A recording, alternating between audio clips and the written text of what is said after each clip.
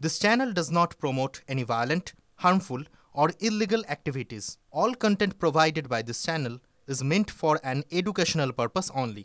MDH chana masala এখন ছোলা হোক বা বরবটি দানা, সাদা চানা হোক বা কালো, সব রান্নাই হবে অসাধারণ।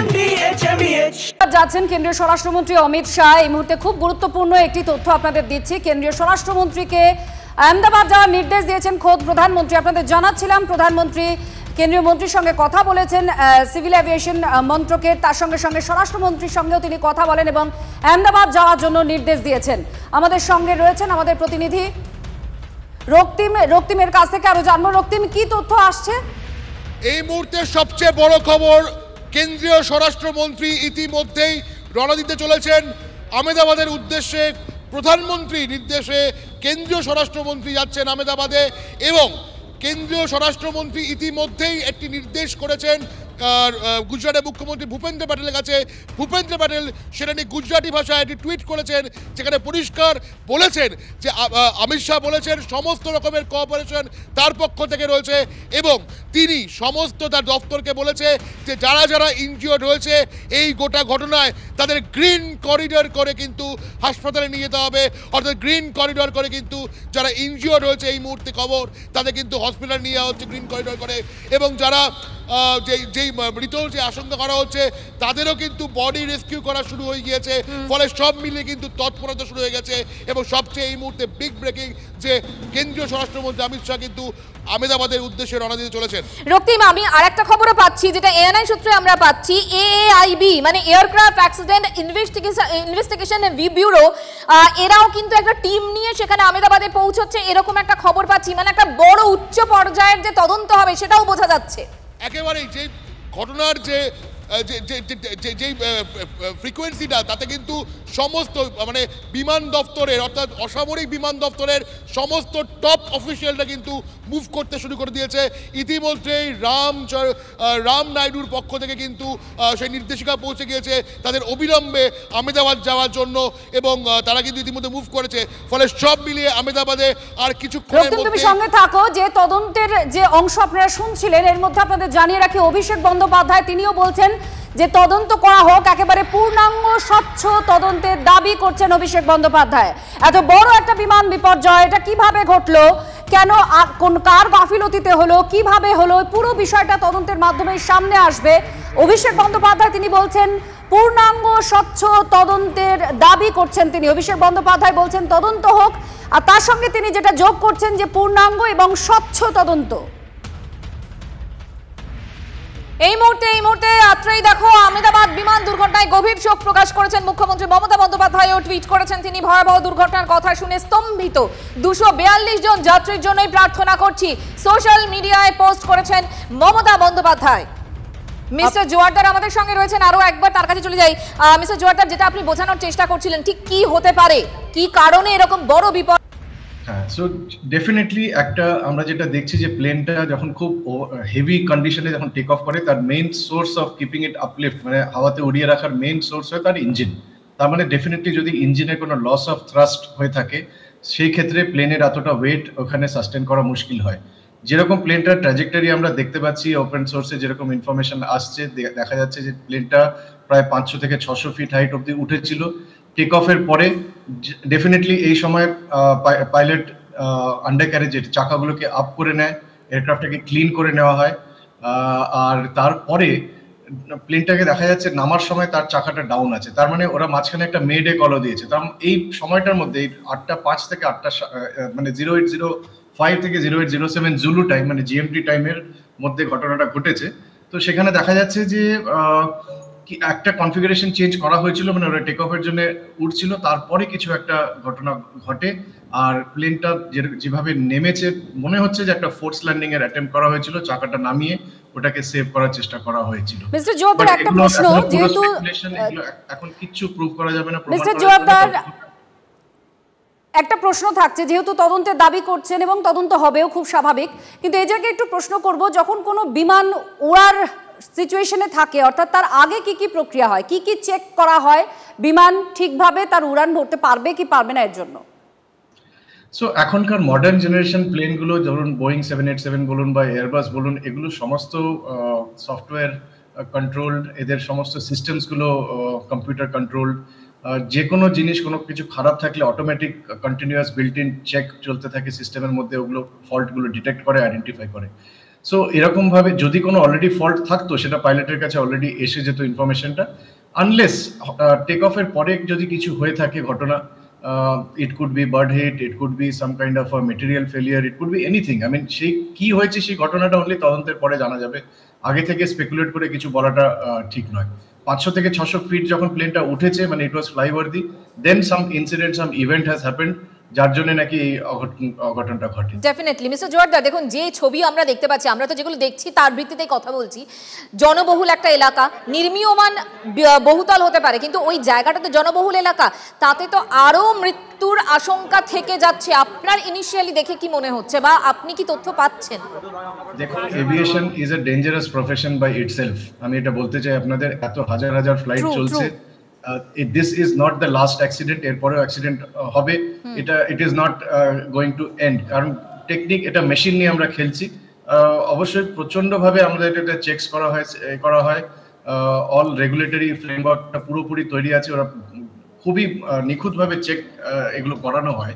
তাও ফেলিয়ার বা মেটেরিয়াল ফেলিয়ার বা environmental conditions cannot be ruled out, মানে একটা পসিবিলিটি থাকে। এই জন্য লাখ লাখ ফ্লাইং আওয়ারের মধ্যে একটা ইনসিডেন্ট হতে পারে, এটা যে আর হবে না তার কোনো গ্যারান্টি দেওয়া যায় না। আমাদের এখন যে এয়ারফিল্ড গুলো আছে, সেগুলো সমস্ত এয়ারফিল্ড গুলো বড় বড় সিটির আশেপাশে, আপনি যে কোনো সিটি দেখে নিন, দিল্লি, বম্বে, আহমেদাবাদ, ব্যাঙ্গালোর, পুনা, আপনি যেখানে দেখবেন জনবসতি প্রচুর আমাদের চারিদিকে, আর এটা একটা major cause of concern. So কিন্তু আপনারা আগেকার দিনে কি হতো, এয়ারপোর্ট গুলো অনেক দূরে থাকতো, শহরের বাইরে থাকতো, কিন্তু এখন শহরটা এয়ারপোর্টের দিকে এগিয়ে যাচ্ছে। সো এগুলো very significant but real hazards to life and property. আপনি প্লিজ আমাদের সঙ্গে থাকুন। আত্র এই মুহূর্তে আরো একবার যে ছবি আমরা দেখাচ্ছি বারবার করে, যে বহুতলের ওপর বিমানটা ভেঙে পড়ে, সেখানেও কিন্তু মৃত্যুর আশঙ্কা থেকেই যাচ্ছে, যে কথাটা মিস্টার জোয়ারদারও বলছিলেন। গাছে ধাক্কা লাগার পর এই বহুতলের ওপর ভেঙে পড়ে বিমানটি, সেই টুকরো টুকরো ছবিও আমরা দেখতে পাচ্ছি। সেই ছবিটা দেখুন, ছবিটা আপনাদেরকে দেখাচ্ছি, কি ভয়ঙ্কর ছবি। এই সেই নির্মীয়মান বহুতল, সেখানেই এই বহুতলের কাছেই ভেঙে পড়েছে এই বিমান, যে দেখতে পাচ্ছেন আপনারা AI-171 বিমান ভেঙে পড়ে, এবং বিমান বন্দরের পাশেই অভিজাত এলাকায় ভেঙে পড়ে এই বিমান। খুব স্বাভাবিকভাবেই, যেহেতু এয়ারপোর্ট লাগোয়া একটা এলাকা, অভিজাত এলাকা, সেই এলাকাতেই ভেঙে পড়ে এই বিমান। এবং বহুতলের ঠিক পাশে দেখুন, বহুতল, এখানে কিন্তু মানুষজন রয়েছেন, সেটা দেখতে পাচ্ছি আমরা, ছবিতে দেখতে পাচ্ছি, তার ঠিক পাশেই ভেঙে পড়েছে বিমান। দেখো আত্রেই কি ভয়ঙ্কর, দাউ দাউ করে জ্বলছে, এবং পাশেই কিন্তু এই বহুতল রয়েছে। ওয়ালে দেখাবো আমরা, দেখুন কি ভয়ঙ্কর, দেখো আত্রেই কি ভয়ঙ্কর ছবি। বহুতল, এই বড় বহুতল, সেই বহুতলের ঠিক পাশেই কিন্তু একেবারে ভেঙে পড়েছে, এবং দাউ দাউ করে অত বড় একটা বিমান, সেই বিমানে আগুন ধরে যায়, ভেঙে পড়ে। 242 জনের যেখানে মৃত্যু হয়েছে, সেই ছবি সবার আগে, সেই ছবি আপনাদেরকে আমরা দেখাচ্ছি। আর এখানেই ভয় যে যারা এই বিল্ডিং এ ছিলেন বা বহুতলে ছিলেন, আশপাশের লোকজন, তারা ভালো, তাদের অবস্থাও অবশ্যই আশঙ্কাজনক হতে পারে। এই মুহূর্তে আপনারা সেই ছবি দেখতে পাচ্ছেন, বিমানটি যেখানে ভেঙে পড়েছে সেটা চারপাশ দেখেই বুঝতে পারছেন যে আবাসনের মধ্যে বহুতল রয়েছে, তার মধ্যেই বিমানটি ভেঙে পড়ে।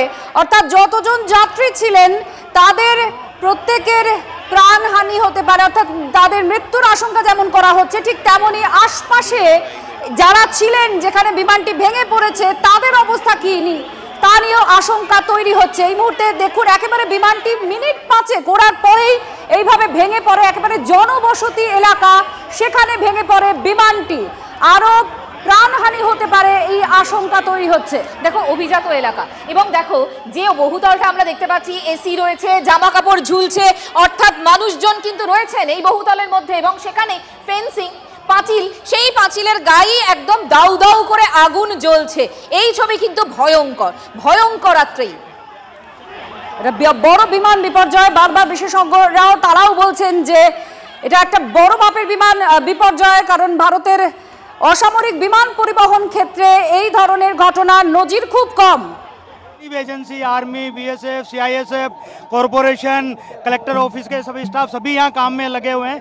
प्लीज़ हमसे सहयोग करिए और थोड़ी सी हमारे लिए जगह बना के रखिए ताकि हम एम्बुलेंस को ग्रीन कॉरिडोर बना के हॉस्पिटल तक पहुँचा सकें। Thank you.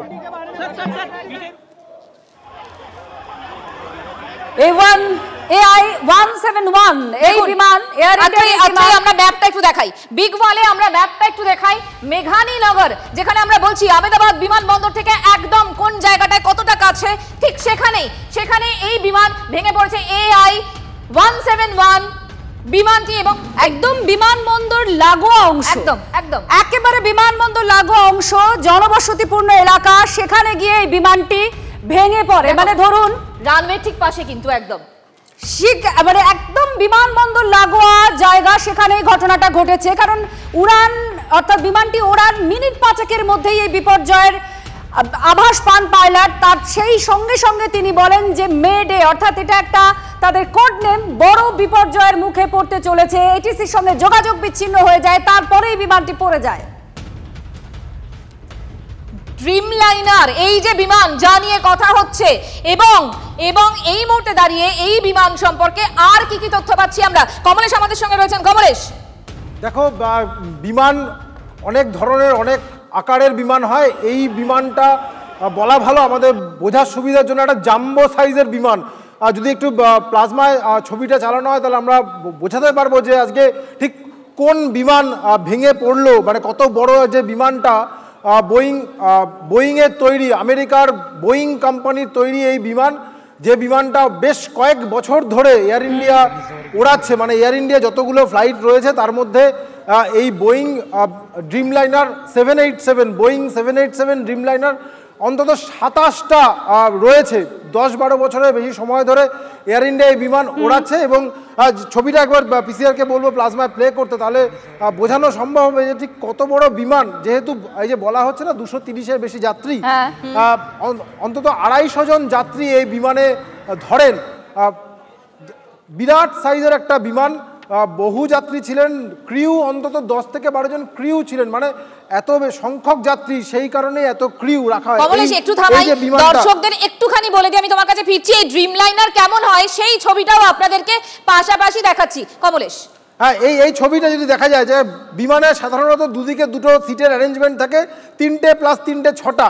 এই বোয়িং যে বিমানটা, এই বোয়িং 787 ড্রিমলাইনারে 3টে রো থাকে, 1, 2, মাঝখানে একটা এবং দুপাশে দুটো, অর্থাৎ 3, 3, 3 পাশাপাশি 9 জন বসতে পারেন। এবং দুটো রাস্তা থাকে যেখান থেকে সবাই যাতায়াত করতে পারবেন, মাঝখানে দুটো করিডোর মতো থাকবে। মানে সাধারণ বিমানে ছোটোখাটো যে বিমানগুলো থাকে সে যেখানে 3টে মানে এদিকে 3টে এদিকে 3টে এই ধরনের থাকে। কিন্তু বোয়িং বিমানটা সাইজ দেখলে বুঝতে পারবে যে কত বড় বিমান। এই বিমানটা ওড়ার এই ঠিক এই যে ছবিটা আমরা দেখতে পাচ্ছি, এই বিমানটা উড়লো 600 ফুট ওড়ার পরপরই বিমানটা পড়ে গেল। এই যে ছবিটা, ভেতরের ছবিটা দেখো, এদিকে 3টে, মাঝখানে 3টে এবং ওদিকে আরও 3টে, মানে 9 জন পরপর বসতে পারেন। সব মিলিয়ে বোয়িং 787 ড্রিমলাইনার এই বিমানটাতে 250 জন মতো যাত্রী থাকতে পারেন। এই বিমানটার কথাই যেটা বলছিলাম, যে এই বিমানটা ওড়ার 4 মিনিটের মধ্যে, মানে এয়ারপোর্ট এরিয়া পেরোনোর আগেই 600 ফুট ওপর থেকে বিমানটা পড়ে যায়। যেটা বলা হচ্ছে মিনিটে 485 ফুট এই গতিতে বিমানটা পড়েছে। অর্থাৎ 1 মিনিটেরও খুব কম সময়ের মধ্যে বিমানটা আকাশ থেকে একেবারে সরাসরি ওই বাড়িটার উপর ভেঙে পড়েছে, যে বাড়িতে আমরা এখন দেখতে পাচ্ছি বিমানটার ধ্বংসাবশেষ পড়ে আছে। আমরা আমাদের দর্শকদের আরেকবার দেখাবো এই ছবিটা। কি বড় সাইজের একটা বিমান দেখুন, এই বিমানটা ধ্বংসাবশেষ হয়ে পড়ে আছে। এই বিমানটা এয়ার ইন্ডিয়ার এই বিমান ড্রিমলাইনার, হয়তো এই বিমানটাই নয়, অন্য কোনো বিমান, কিন্তু এই সাইজেরই বিমান, এই মডেলেরই বিমান। এই বিমানটা এই মুহূর্তে ভেঙে পড়ে রয়েছে এবং এর ভেতরে যারা যাত্রী রয়েছেন তাদের অধিকাংশই মৃত, এটাই আশঙ্কা করা হচ্ছে, যার মধ্যে গুজরাটের প্রাক্তন মুখ্যমন্ত্রী বিজয় রূপানীও রয়েছেন। যেটা বলছিলাম মঞ্জিরা, এই বিমান, এই বোয়িং 787 ড্রিমলাইনার এয়ার ইন্ডিয়ার কাছে 27টা রয়েছে। সাধারণত এই বিমানে বেশ কিছু প্রবলেম বিভিন্ন সময়, বিশ্বের তো অনেক বিমান সংস্থা এইটাই একটু জানার, যেহেতু এই ড্রিমলাইনার বোয়িং এর এই 787 এই বিষয়টা নিয়ে অনেক বিতর্ক তৈরি হয়েছে, এটার মধ্যে গাফিলতি আছে, এই ধরনের বিষয় নিয়ে বারবার বোয়িং সংস্থাকেও এর প্রশ্নের মুখে পড়তে হয়েছে। আর তার মধ্যে সেই কোম্পানিটি 27টি বিমান এয়ার ইন্ডিয়া ওড়ায়, যার মধ্যে এটা একটা বড় বিপর্যয়ের মুখে পড়লো। কোনো যান্ত্রিক ত্রুটির উল্লেখ বারবার করছেন বিশেষজ্ঞরা, তারা মনে করছেন যে কোনো টেকনিক্যাল ফল্টই হয়ে থাকতে পারে। সেটা কি এই পুরনো অতীতটাকে আবার ফিরিয়ে আনছে? দেখো, এক্ষেত্রে যান্ত্রিক ত্রুটির আশঙ্কাই করা হচ্ছে, যেহেতু বিমানটা ওড়ার কিছুক্ষণের মধ্যেই বিমানটা ভেঙে পড়লো। এখানে পাইলটের হাতে যেটা উনি জাস্ট মেডে সিগন্যালটুকুই দিতে পেরেছিলেন, তারপরে তার হাতে আর কোনো উপায় ছিল না বিমানটাকে বাঁচানোর বা কোনো লোকালয়হীন জায়গায় নিয়ে গিয়ে বিমানটাকে নামানোর কোনো সুযোগই তিনি পাননি। অর্থাৎ নিশ্চয়ই কোনো যান্ত্রিক ত্রুটি, কোথাও কোনো সমস্যা হয়েছিল। এই বোয়িং ড্রিমলাইনার বিমানটা একটা বড় প্রজেক্ট, এটা আমেরিকা ওড়ায়, আমাদের এয়ার ইন্ডিয়ার রয়েছে, এমনকি জাপানের এয়ারলাইন তারাও এই বিমানটা ওড়ায়। এর আগে বেশ কিছু ফুয়েল লিকেজ, কাজ ভেঙে যাওয়া, এই ধরনের ঘটনা বিমানে ড্রিমলাইনারে হয়েছে এবং তখন এই আলোচনাগুলো হয়েছিল যে বিমান ড্রিমলাইনারের প্রজেক্টটা সত্যিই কতটা ফ্রুটফুল। কিন্তু দেখো, প্রত্যেক দিন বিমান উঠছে, ডোমেস্টিক ক্ষেত্রেও কিছু বিমান চলে, অনেক বেশিরভাগ ক্ষেত্রে এটা ইন্টারন্যাশনাল রুটেই বেশি যাতায়াত করে। প্রত্যেক দিন তো দুর্ঘটনা ঘটে না, ফলে এই রিপোর্টগুলো যখন আসে আশঙ্কার থাকে, যখন এই বিমানগুলো নিয়ে যে ড্রিমলাইনারে এই ঘটনা ঘটতে পারে, এই আশঙ্কাগুলো নিয়ে রিপোর্টগুলো আসে, কিন্তু সেগুলো ধামাচাপা পড়ে যায়। আজকের ঘটনা কিন্তু দেখিয়ে দিল যে ওই রিপোর্টগুলো আবার বোধহয় ধুলো ঝেড়ে বের করার সময় হয়েছে এবং যেখানে যেখানে অসুবিধাগুলো রয়েছে সেই জায়গাগুলো পিন পয়েন্ট করার সময় হয়েছে। না হলে কিন্তু আজকে যে ঘটনাটা ঘটলো, ভারতের ইতিহাসে এত বড় বিমান দুর্ঘটনা আদৌ কোনোদিন ঘটেছে কিনা? বিমান দুর্ঘটনা হয়েছে, সামরিক বিমান ভেঙে পড়ে মাঝে মধ্যে, অসামরিক বিমান মানে যাত্রীবাহী বিমানও ভেঙে পড়েছে। ম্যাঙ্গালোরে আমরা একটা মর্মান্তিক দুর্ঘটনা দেখেছিলাম, যেখানে রানওয়ে ছেড়ে বিমান পাহাড়ে খাদ নেমে পড়ে গিয়েছিল, এরকম ঘটনাও দেখেছি। কিন্তু 200-র বেশি যাত্রী এবং ইন্টারন্যাশনাল ফ্লাইট ভেঙে পড়ছে, এরকম ঘটনা কিন্তু সচরাচর ঘটেনি। ফলে এটা কিন্তু একটা বিরাট বড় ঘটনা। ইতিমধ্যে তদন্তকারী টিম সেখানে পৌঁছচ্ছে এবং আমরা আশা করব, ইতিমধ্যে টাটা চেয়ারম্যান তিনি একটা স্টেটমেন্ট দিয়েছেন, এয়ার ইন্ডিয়া আলাদা করে স্টেটমেন্ট দিয়েছেন। কমলেশ, তুমি আমাদের সঙ্গে থাকো। রক্তিম আমাদের সঙ্গে রয়েছেন, অপর সহকর্মী। রক্তিম, এই মুহূর্তে যেটা জানতে পারছি, এয়ার ইন্ডিয়া কনফার্ম করেছে কতজন ভারতীয় ছিলেন, কতজন বিদেশি ছিলেন, একটু তোমার থেকে জানতে চাইবো ডিটেইলটা। মঞ্জিরা, এই মুহূর্তে এয়ার ইন্ডিয়া কিন্তু কনফার্ম করেছে যে 242 জন যে যাত্রী ছিল তাদের যে ব্রেকআপটা, কতজন কোন যাত্রী ছিল, 169 জন ছিল ভারতীয়, 53 জন ব্রিটিশ যাত্রী ছিল, 1 জন কানাডার যাত্রী ছিল এবং 7 জন পর্তুগালের যাত্রী ছিলেন। অর্থাৎ এই যে 242 জন যে সংখ্যাটা বলা হচ্ছে, তার মধ্যে 169 জন ভারতীয়, 53 জন ব্রিটিশ, 1 জন কানাডিয়ান এবং 7 জন পর্তুগালে। এবং ইতিমধ্যে যেটা খবর, বিজয় রূপানীর অফিস থেকে বলা হয়েছে যে বিজয় রূপানী সিভিয়ারলি ইনজিওর্ড, তাকে ইতিমধ্যে হসপিটালে ট্রান্সফার করা হয়েছে। এবং আরও একটি খবর, যে সিভিল হসপিটাল থেকে যে খবরটা পাওয়া যাচ্ছে, এখন অবধি 40 জনের দেহ, অর্থাৎ 40 জনের মৃতদেহ। তার মানে বিজয় রূপানী সিরিয়াসলি ইনজিওর্ড? আরেকবার তোমার থেকে কনফার্ম করতে চাইছি, বিজয় রূপানীর অফিস থেকে বলা হচ্ছে বিজয় রূপানী সিরিয়াসলি ইনজিওর্ড, এমনটাই খবর বিজয় রূপানীর অফিস থেকে বলা হচ্ছে। এবং সিভিল হসপিটালে, যেটা আরও একটা খবর, সিভিল হসপিটালে 40 জনের দেহ কিন্তু আনা হয়েছে, এই এখন পর্যন্ত যে আপডেটটা পাওয়া গেছে। আর এয়ার ইন্ডিয়ার যে কনফার্মেশনটা, 169 জন ভারতীয় যাত্রী ছিলেন, 53 জন ব্রিটিশ যাত্রী ছিলেন, 1 জন কানাডার যাত্রী ছিলেন এবং 7 জন পর্তুগালের যাত্রী ছিলেন। মঞ্জিরা, এই যে লিস্টের কথা বলছো রক্তিম, তুমি বলছিলে বিজয় রূপানীর মতো, মানে এই যে বিমানের কথা আমরা বলছি, তাতে তো একটা ভিআইপি লিস্ট রয়েছে, সেক্ষেত্রে বিজয় রূপানীর নাম যেমন রয়েছে, আর কোনো নাম কি আমরা পাচ্ছি? এখনো পর্যন্ত কিন্তু বিজয় রূপানী ছাড়া ভিভিআইপি লিস্টে এমন কোনো নাম পাওয়া যায়নি। তবে আমরা কনফার্ম করার চেষ্টা করছি, এখনো পর্যন্ত বিজয় রূপানীর নামটা 12 নম্বর যে বিজনেস ক্লাসে 12 নম্বর সিটে বিজয় রূপানীর নাম ছিল এবং সেই নামটা কিন্তু এখনো পর্যন্ত কনফার্ম হয়েছে এবং যার অফিস থেকে বলা হচ্ছে তিনি সিভিয়ারলি ইনজিওর্ড। রক্তিম, তুমি আমাদের সঙ্গে থাকো। সর্দার বল্লভভাই প্যাটেল ইন্টারন্যাশনাল এয়ারপোর্ট, ঠিক তার টেক অফ যখন করলো এই বিমান, তারপরে কিছুক্ষণের মধ্যেই বিপর্যয়, ভয়ঙ্কর বিপর্যয়, ভেঙে পড়লো বিমান। এই মুহূর্তে আপনারা দেখতেও পাচ্ছেন সেই ধ্বংসাবশেষের ছবি, মারাত্মক ছবি, একেবারে ভস্য কালো হয়ে গিয়েছে, চারপাশ পুরে খাক হয়ে যায় যেমন, ঠিক সেই রকম ছবি উঠে আসছে। চারপাশে দমকলের গাড়ি আছে, কিন্তু যে ধ্বংসাবশেষের ছবি দেখতে পাচ্ছেন আপনারা, এটাই প্রমাণ করে যে কি বিভৎস একটা দুর্ঘটনা ঘটেছে। আর এই দিকে ডান দিকে আপনারা দেখতে পাচ্ছেন বিমানটি যখন পরে নিচে, আর বড় বিস্ফোরণ হয়, জ্বলতে থাকে ক্রমাগত সেই আগুন, কারণ জ্বালানি থাকে অনেকটা পরিমাণে। আর এটা ইন্টারন্যাশনাল ফ্লাইট ছিল, লন্ডনে যাচ্ছিল, জ্বালানির পরিমাণ অনেক বেশি ছিল, তাই এই বিমানের আগুন নেভাতে অনেকটাই কসরত করতে হয়েছে দমকল কর্মীকে। এই মুহূর্তে আপনারা দেখতে পাচ্ছেন, আপনাদের 3টে ছবি আমরা দেখাচ্ছি এই বড় দুর্ঘটনায়। সেই বড় দুর্ঘটনা, একদিকে হাসপাতালের ছবি, ছুটেন যারা আহত তাদেরকে নিয়ে যাওয়া হচ্ছে, আর দাও দাও করে যে আগুন জ্বলছে, তারপরে দেখুন কালো ধোঁয়া বেরোচ্ছে, কারণ বিপুল পরিমাণে জ্বালানি থাকে। সেই জ্বালানি যখন ব্লাস্ট হয়ে জ্বলতে থাকে কি অবস্থা, এই ধ্বংসাবশেষ দেখে আপনারা বুঝতে পাচ্ছেন পুরে খাক হয়ে গিয়েছে। রক্তিম, দেখো একটা বিমান যেখানে ভিভিআইপিরা থাকেন সেটা আলাদা করেও তো নজর দেওয়া হয়, মানে তার ইঞ্জিন, হাইড্রোলিক সিস্টেম, ইলেকট্রিক্যাল যে সিস্টেম, সমস্ত কিছু দেখা হয়, সেগুলো নিশ্চয়ই দেখা হয়েছে। তারপরে এটিসির নজরও থাকে তার মধ্যে, তারপরে এরকম ভয়ঙ্কর দুর্ঘটনা। রক্তিম, সবচেয়ে ইন্টারেস্টিং, তুমি যেটা প্রশ্ন করছো, সবচেয়ে ইন্টারেস্টিং বিষয়টাই হচ্ছে অবভিয়াসলি যখন একটা ফ্লাইটে একজন ভিভিআইপি থাকে, সেই বিমান ওড়ার সময় তার টেকনিক্যালের সমস্ত কিছু নজরদারি করা হয়। শুধু তাই নয়, যে বিমানে যে দুজন পাইলট ছিলেন তাদের মতন এত অভিজ্ঞ পাইলট কিন্তু সত্যি এই বিমানে কিন্তু অনেক অভিজ্ঞ পাইলট ছিলেন। এই যে সুমিত সোব্রাওয়াল ৮৩০০ ঘন্টা লোকটা ফ্লাইট চালিয়েছেন, মানে কতটা এক্সপিরিয়েন্স বুঝতে পারছো।